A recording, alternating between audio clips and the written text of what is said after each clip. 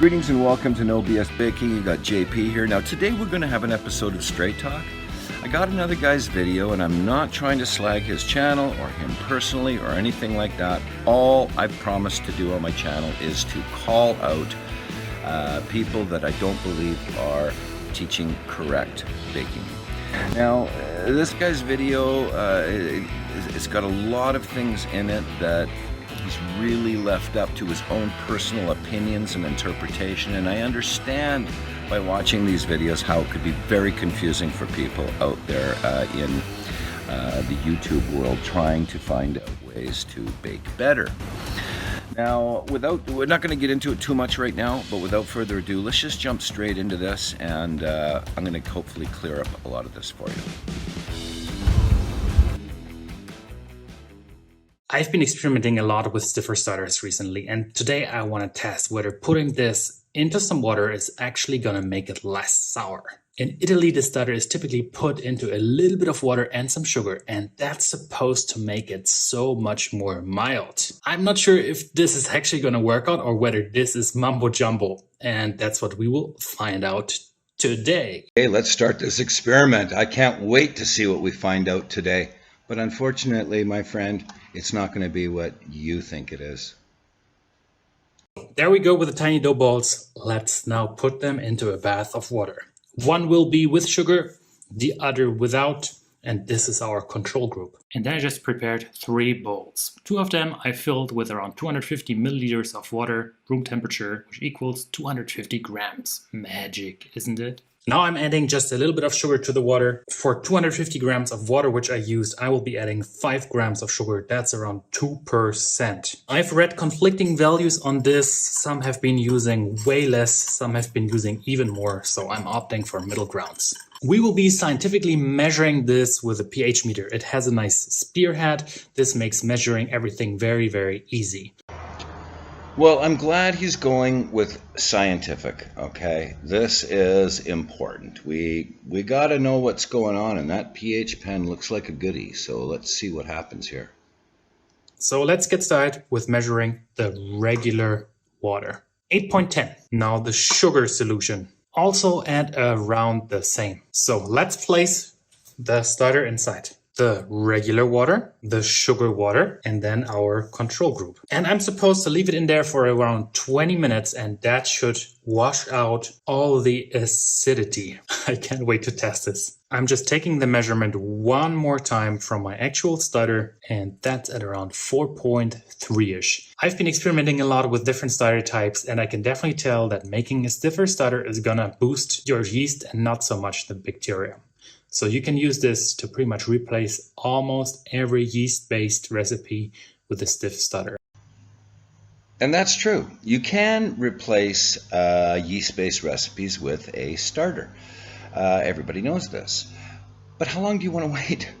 I mean, you're putting some starter in there, and how much you're going to use. It's not just as simple as throwing a little bit of starter in there and forget about your yeast. So keep that in mind. I must pass and look at this. This is really fascinating. They have started to float. Well, of course they've started to float. This is an active starter that you pulled out. And I mean, if your starter doesn't pass a float test, then you don't have enough yeast built up inside there. So you would expect that it would float. So this isn't a miracle or anything like that that's happened.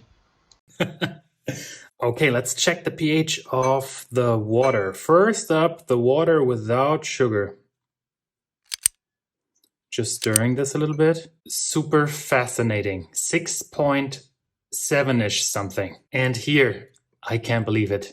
With the sweet water, we are at around 6.5. Okay, so here we go. So he's had his water at 8.1. He's put a dough ball in there that had a pH of around 4.2. Acid is beginning to leach out of that product and is actually reducing the pH of his water. This is what's to be expected. This is what this experiment and this test was all about. The dough ball with put it into the water with the sugar actually had a lower pH, which is proving the point that he was mentioning, that Adding a little bit sugar to dough will do a better job at pulling the acid out of the dough. So this is more sour than the regular water. And now let's check the pH of our dough balls. We start again with the regular water. 4.2, 4.26. Checking the regular dough one more time. So they are around on the same level.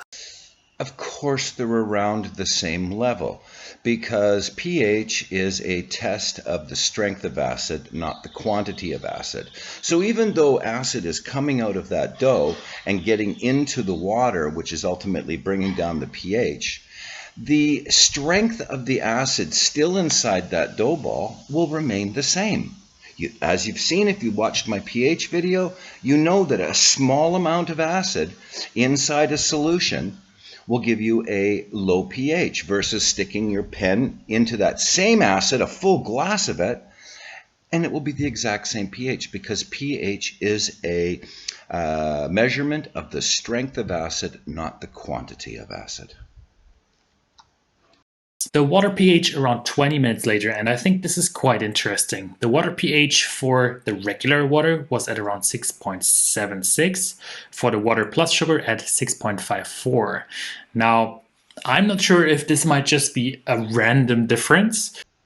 It's not a random difference. It's proving the point that bakers from Italy are trying to explain, is that by adding a little bit of sugar into your water when you're bathing your sour, it will pull out more of the acid out of it. But maybe it could be explained in a way that the sugar just helps to remove some of the acid from the dough. Okay, holy smokes, that's exactly what it does. Okay, and that's exactly why you're doing this experiment, to prove this, yes or no. Saying that the sugar really helped, I'm not sure if you can do that. Now let me just put myself here to the right.